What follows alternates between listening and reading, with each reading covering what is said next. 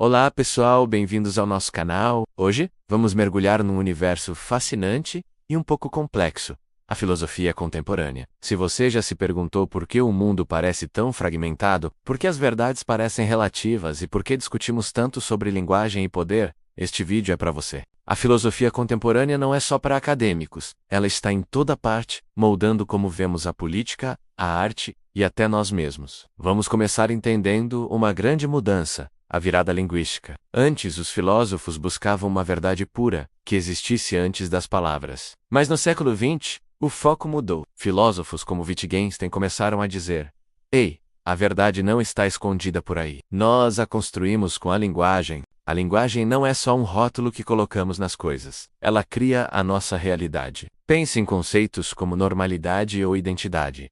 Eles não são fatos da natureza. São categorias que ganham força através do uso repetido, na sociedade, nas instituições, na nossa fala, do dia a dia. Isso não quer dizer que tudo é relativo, mas sim que o sentido das coisas depende do contexto, da história e de como usamos as palavras. Essa ideia nos leva diretamente a outro gigante do pensamento contemporâneo, Michel Foucault, e sua análise do poder. Esqueça a imagem do poder como algo que um rei ou um governo tem e usa para oprimir.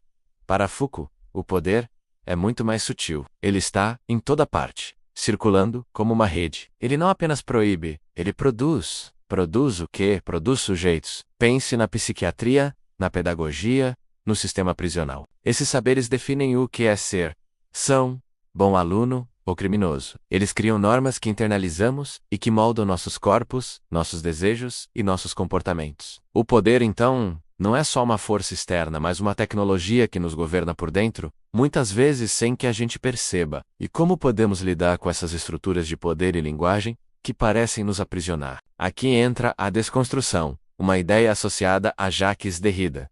Desconstruir não é destruir, como o nome pode sugerir. É um trabalho de leitura atenta, quase como um detetive, que busca as tensões e hierarquias escondidas nos textos e nas tradições.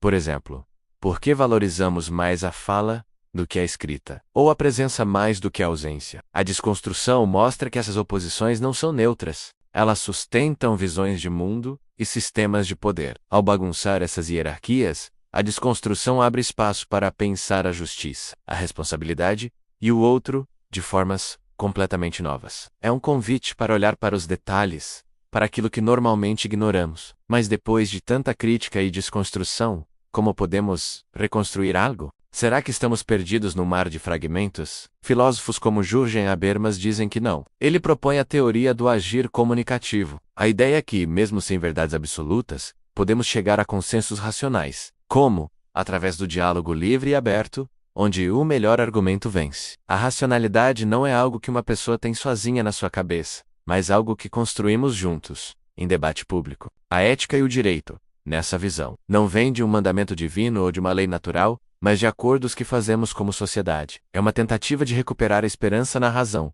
mas uma razão mais humilde, dialógica e democrática. Essas ideias têm um impacto direto em tudo ao nosso redor. Na política, enfrentamos o desafio de criar uma sociedade que respeite a diversidade sem se desintegrar. Como garantir direitos para todos e, ao mesmo tempo, reconhecer as diferenças culturais e de identidade? Na educação, percebemos que o currículo escolar nunca é neutro. Ele sempre escolhe certas histórias para contar e deixa outras de fora. E nas artes, a pós-modernidade explodiu as fronteiras. Artistas misturam estilos, fazem colagens, ironizam a ideia de originalidade. Eles nos mostram que toda criação é na verdade uma reinterpretação, um diálogo com o que veio antes.